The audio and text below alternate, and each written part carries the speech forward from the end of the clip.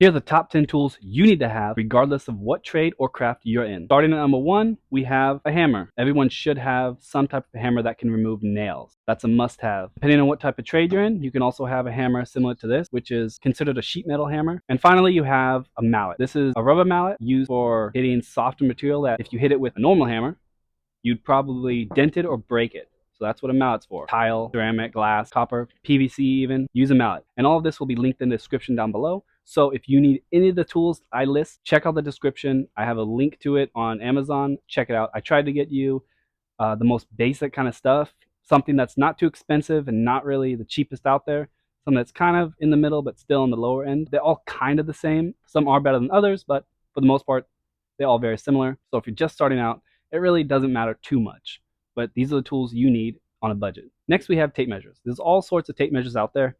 Me personally, I have a 25-foot Milwaukee. This is perfect. 25 foot is what most people have. Don't get anything under 25 foot. You can always get a 40 foot or anything more than that. Everyone needs at least a 25 footer. It's always beneficial to have a magnet at the end.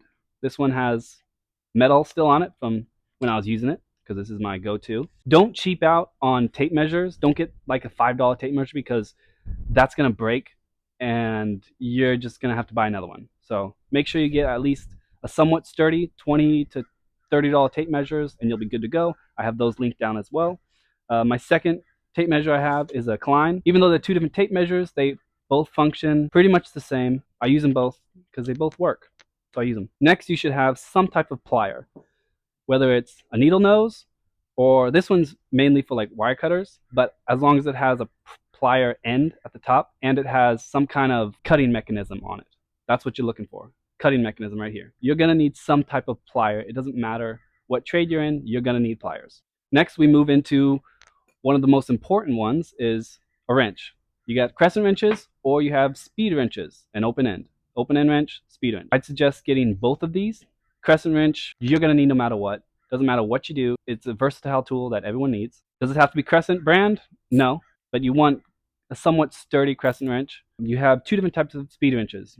You have SAE, which is what the standard of automotive engineering, which is what Americans use for American-made products, which is like fractions, 9/16, 5/8. Europeans use the metric system, and those are going to be in millimeters. So right now, I have a whole set. I have two of these, but I have a whole set. These are in millimeters, but I also have a set in an SAE. I have all those linked down below. Next, we have impact bits.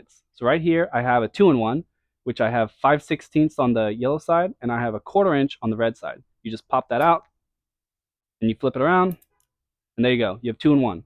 I did see online that they have not only the 3-in-1s, they have 5-in-1s, 7-in-1s, 9-in-1s. You can check down. I have each of those listed down below. Click on either one. It doesn't matter. They're all gonna take you to the same general one, and you just look below it, and you'll see all of the different types they have. Whether you want a 5, a 3, 7, a 9, and just pick which one you want. Impact bits are a must-have for really anybody. Right here, I have a 13-in-1 actually. This is a Mega Pro ratcheting. I have this link down below as well.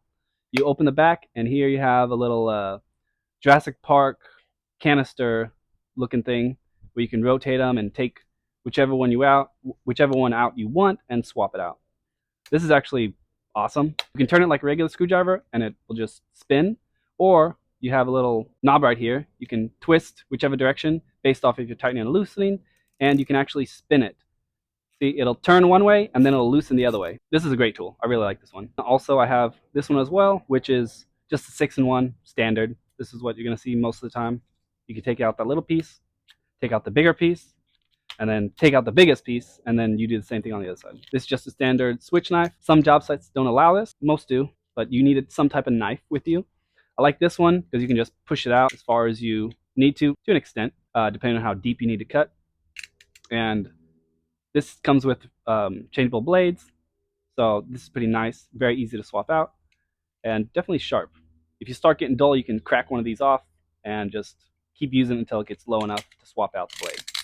I also have utility knives linked down below. I saw some great ones that have storage for the actual blade itself. Look through these, see which ones you like, and pick out what's best for you and for your needs. Regardless, you're going to have to get at least one of each item that I'm presenting just to function in the job site, regardless of your trade. Next, we have vice grip pliers. These are very important. You need some type of clamping mechanism. So you have all types of vice grips. This one's a little curved. You have flat ones as well. I like the curved ones because they're more versatile than the flat ones. Say there's a stuck bolt you need to try and get out. These you can just clamp it on and twist it off like that. That's why I like these. If you had a flat one, it'd just slip off. This next one is also a very, very important one.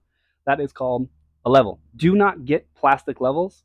I've got those in the past and they're the worst things ever. They break all the time. They're just trash. Always get some type of metal. I have a blue one. I also have a gray one or silver, whatever you want to call it. That one I do have linked down below as well. Definitely check those out. If you don't want to get those two, get a metal one. Do not get plastic. You're going to regret it if you get plastic. And finally, the very last one, number 10, we have some kind of channel lock. I have singles and I have a bunch of them linked down below. Just check out what's down below. I sound like a shill, but I'm not sponsored by these, but those are affiliate links. So if you're going to buy something, use the link so I can get paid, please, for the love of God. They are adjustable, so it doesn't matter what size of whatever you're twisting off, pipe, bolt, whatever. Doesn't matter what you're doing. They're adjustable. I have huge ones for when I had to take off some huge conduit. Again, these are all the tools you're going to need at a minimum for when you are working. I linked all of them down below. I tried to find at least good deals for you guys, and I tried to find ones that actually are good quality. Hopefully you found this helpful. Comment down below any other suggestions you have or any tools I missed that are completely necessary. If you do like this, I will do another top 10 because there's so many tools that you do need, but these are the most important. Thanks for watching.